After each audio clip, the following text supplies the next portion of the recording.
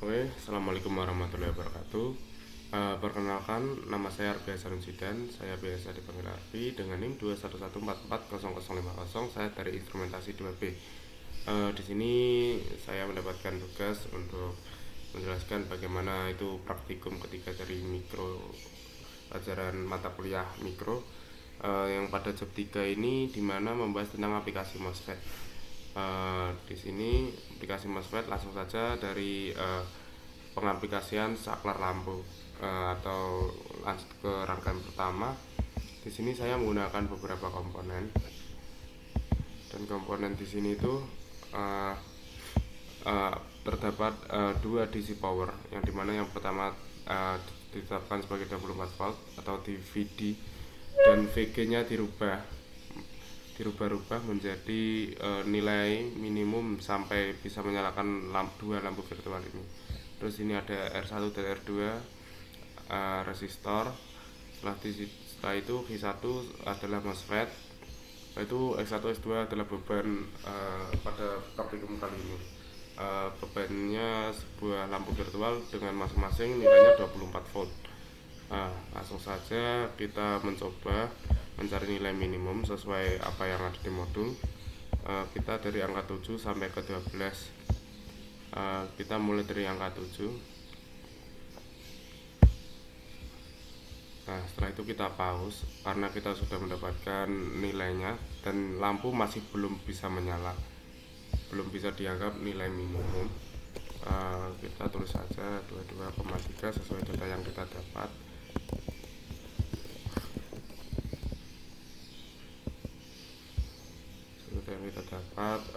Terus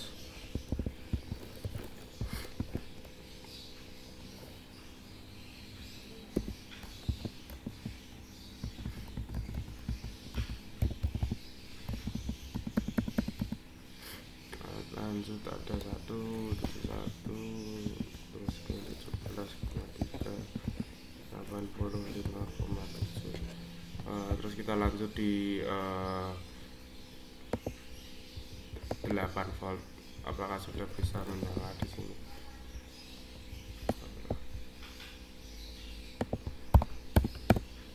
Setelah itu kita dapatkan datanya lagi. Dan kita tulis di sini 21,8, terus lanjut 224, terus ada 15,3, 224, 15,3, 112.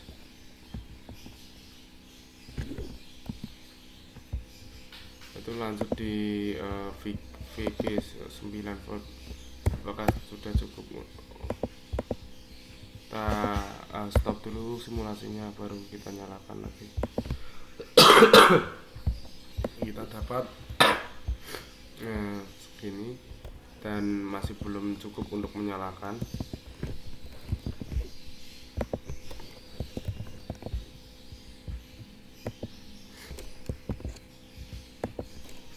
Belum cukup untuk menyalakan beban yang ada di sana. 13,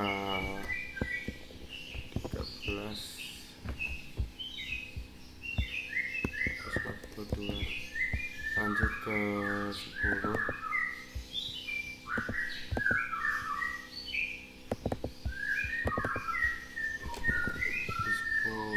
volt. Lampu masih tetap belum bisa menyala, tapi kita dapat datanya 20,5, 350, 10,4, 350, 10,4,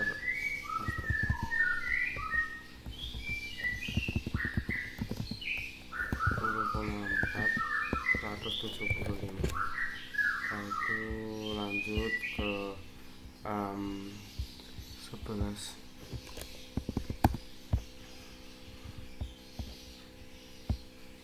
Pemutaran, apakah udah bisa menyalakan?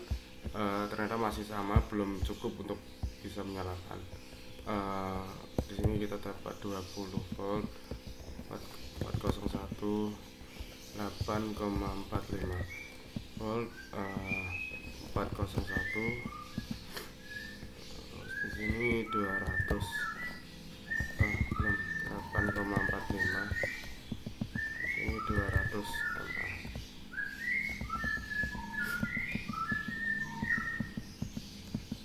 Nah, lanjut kita ke 12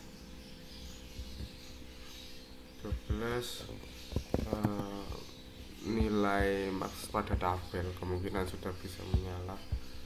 Mari kita coba. Nah, di sini lampu sudah mulai menyala 19,7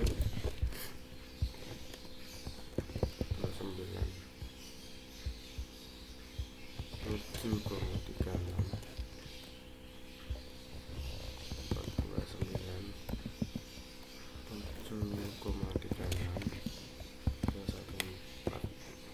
Nah, yang menjadi pertanyaan saya, di antara 11 sampai 12 pasti sudah bisa menyalakan, entah itu 11, berapa. Mari kita coba tanpa menambah tabel. Kita langsung saja dari 0,2 saja biar cepat.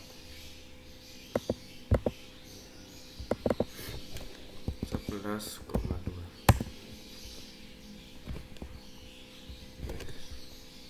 Kita coba 11,2 apakah sudah bisa menyalakan.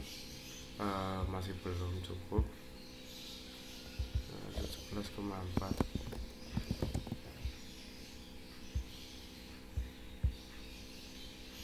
11,4 juga masih belum cukup dengan ampere 207 mA.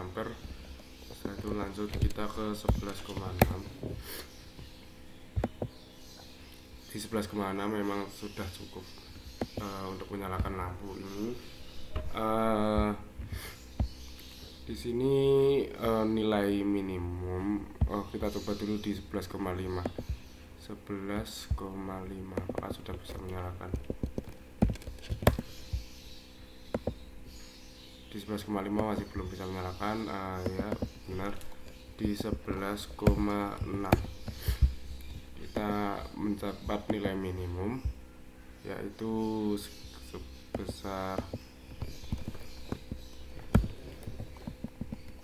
19,8 volt 419 7,74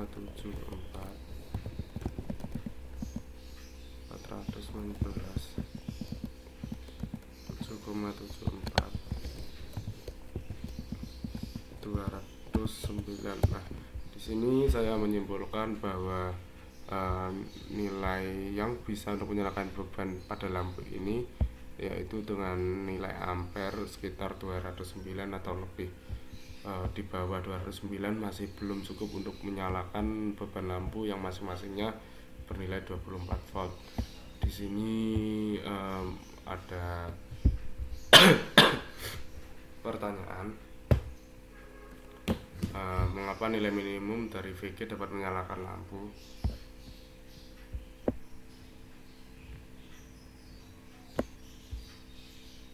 Lanjut, di sini ada mengapa nilai minimum dari VG dapat menyalakan lampu. Dengan nilai minimum VG sebesar 11,6 volt dapat menyalakan lampu karena arus pada masing-masing yang melintasi lampu sekitar 209 mA. Karena ID per 2 dengan arus yang melintasi sistem ID on yang besarnya 416 mA dan nilai VG nya setelah saya hitung tadi di sebelum saya melakukan recording sebesar 11,516 volt. Setelah itu lanjut kita ke rangkaian kedua. Di rangkaian kedua ini sebentar, di sini ada pertanyaan kedua untuk rangkaian yang pertama. Apa yang terjadi jika nilai R1 dirubah menjadi 50 ohm? Mengapa? Nah, kita coba dengan ini rangkaian pertamanya. Sebentar kita kita lakukan stop dulu simulasinya, terus lalu kita masukkan 50. Maaf, salah sini. Apakah lampu masih bisa menyala dengan nilai VG 11,6? Ya, belum bisa menyala seperti yang saya bilang tadi, bahwa semakin besar hambatannya, semakin kecil juga arus dan tegangan yang masuk pada beban ini, dan beban bisa menyala jika arus mencapai 209 mA. Untuk rangkaian pertama selesai, kita lanjut ke rangkaian kedua, yaitu tentang aplikasinya kepada motor dan dibantu dengan saklar, 4 saklar, atau ini biasa disebut dengan edge motor. Nah, di sini saya sudah menyiapkan tabelnya, berapa nantinya yang masuk ketika saklar ini saya kombinasikan. Mungkin di sini saya mau mencepatkan video saya karena batas waktu.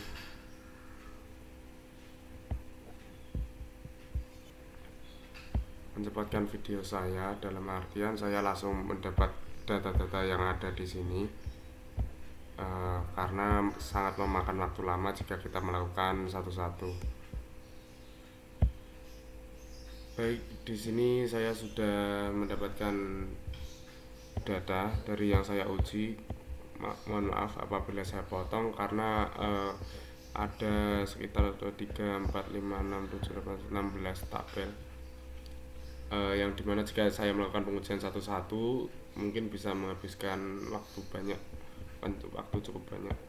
Nah, langsung saja, ini saya menyalakan S1, S3, dan dimana saklar 2 dan saklar 4 saya off kan. S1 dan S3 saya nyalakan dan S2, S4 saya off, yaitu data yang ada.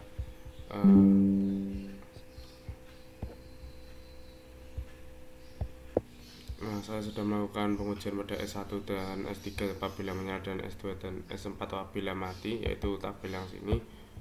Lanjut kita membahas tabelnya.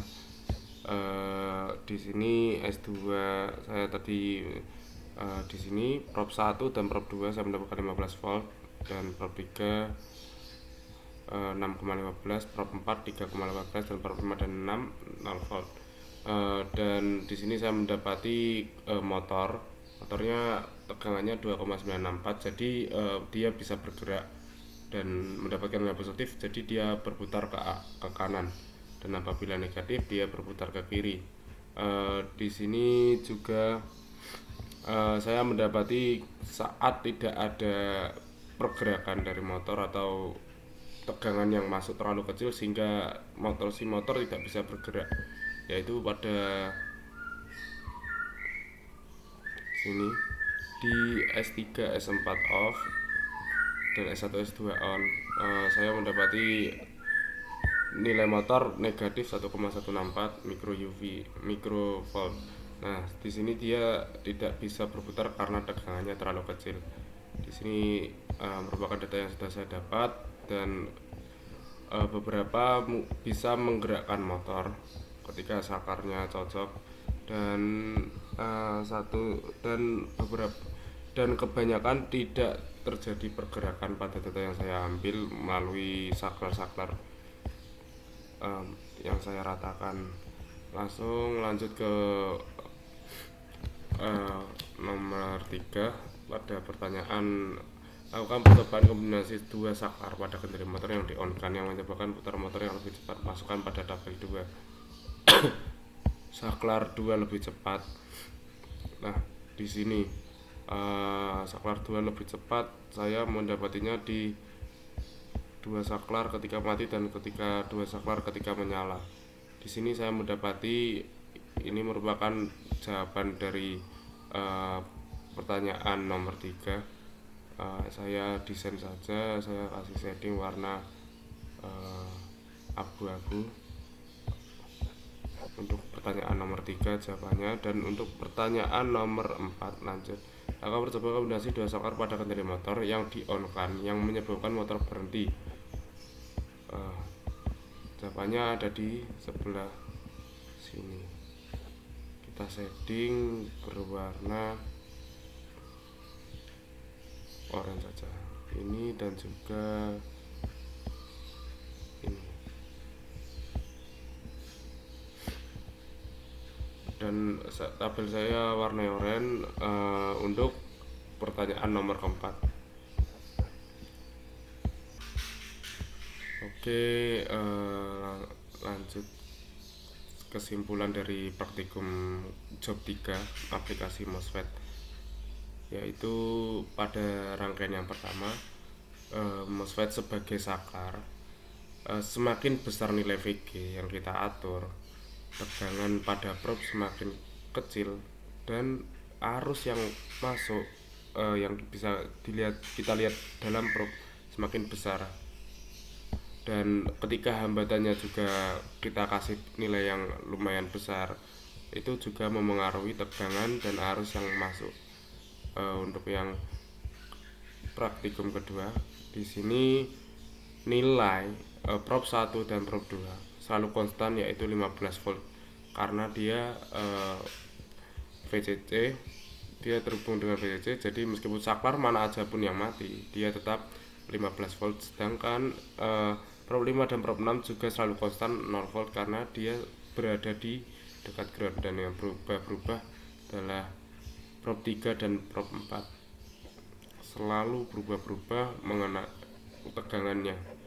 Dan pada percobaan tadi yang 2 saklar dinyalakan dan 2 saklar dimatikan, saya mendapati perputaran yang sangat cepat pada motor, dan apabila positif si motor akan berputar ke arah kanan, dan apabila negatif hasilnya akan berputar ke arah kiri.